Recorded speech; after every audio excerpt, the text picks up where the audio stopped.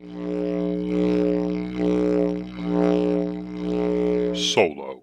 on the fly with Mythic GM Emulator.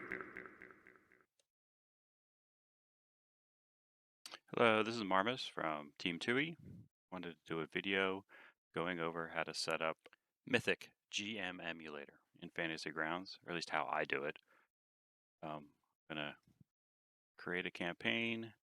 I think for this, I'm gonna choose a rule set. I'm gonna use Dungeons and Dragons 5e. Select that, call it Mythic Setup. Since I'm doing a solo, I just put it on LAN. Use unload all modules all the time. We'll start that.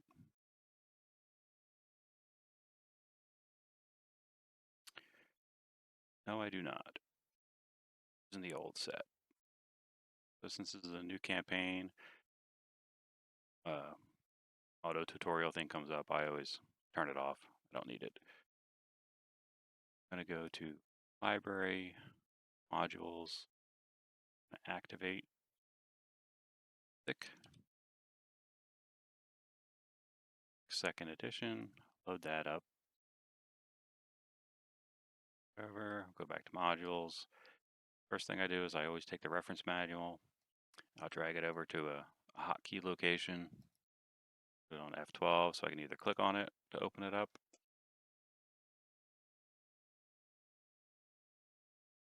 or I can hit F12 and it'll open up. Also going to open, for reference, little monster manual.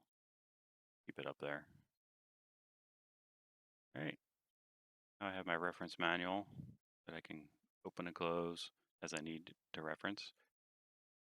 I'm going to go to campaign, an image, type in tracker. There's 4 different trackers that I set up. This first one is the basic one used with basic Mythic. The other ones are for different chaos levels. If you want less options, that's explained in the manual. But I'm going to choose this one, and what I do is I drag it to an F key down at F9.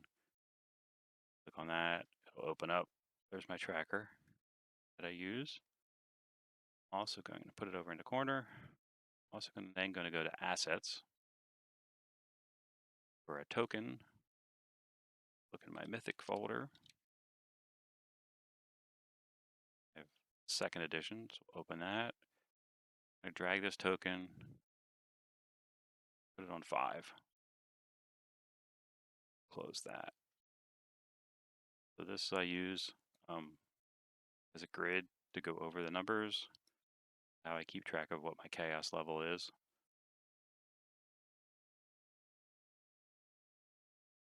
And like I said, I can open and close it as I need it. And then all these pins are links to tables. So it says Fate Rolls is above it. So I'm Chaos 5. Click on the pin. This will open a story screen that has a list of tables. This Chaos 5, I will drag this over to another one so I can open and close that as I'm playing a Chaos 5. If I happen to change to Chaos 4, I'll open that one. I'll just replace that. Now Chaos 4 opens, and these will be my tables. And the point of this is, and it's explained in the manual, but each Chaos level has different percentages of a yes-no. It also depends on if you give yourself positive odds, 50-50, or negative odds.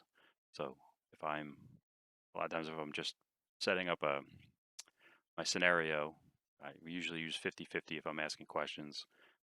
I click on that, and then this is my table to roll on. If I'm very certain about it, then these are different odds.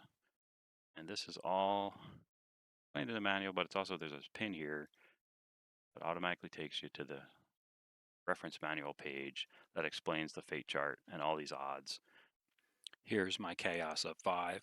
Now if I have a 50-50, those are the values. There's positive yes, yes, or yeah, positive no. It's whichever way it is. And then if I have different, I'm certain of it, those odds go up. That's what all these tables are here for Chaos 4. I also have, I'm in Chaos 4 at my scene. I have my scene rolls. Is the scene, when you start the scene, is it going to be an altered scene, an interrupt scene, altered scene? There's different odds for each one. And if it's not modified, and this is another roll. Oh, I know what I was going to do. Explain.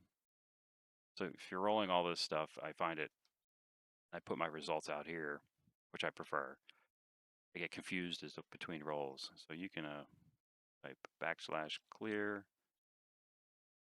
or you hit enter, you drag that down to an F key. And anytime I hit F2, it'll clear my screen. Rolling. That's my answer to that one. Before I roll again, I'll clear it. That way I can keep track of the text. And when you have multiple rolls, that comes into play. If I did the scene.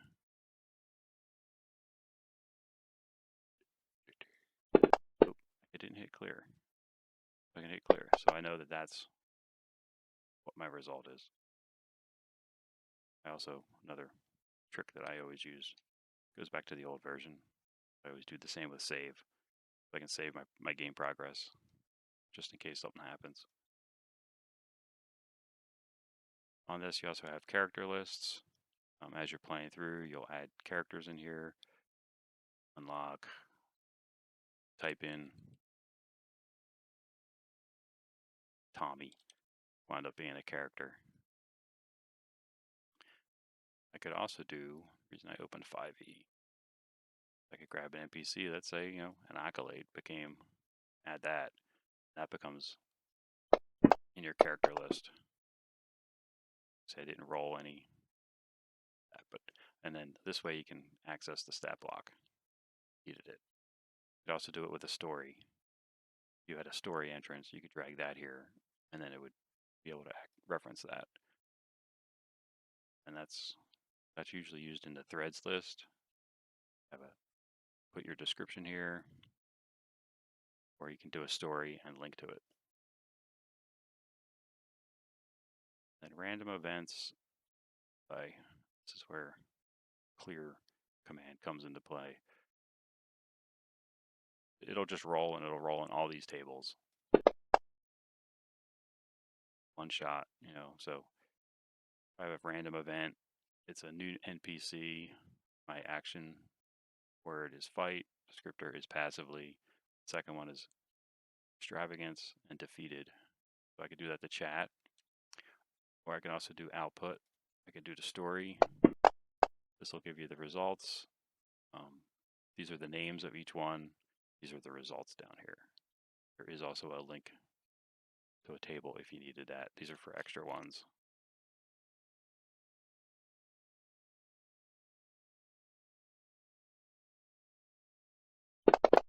That's all explained in the manual on how to use all that. I just wanted to show some of these little aspects of it.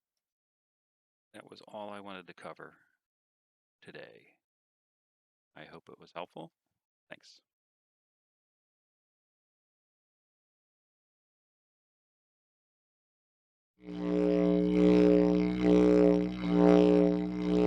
Solo on the fly with Mythic GM Emulator.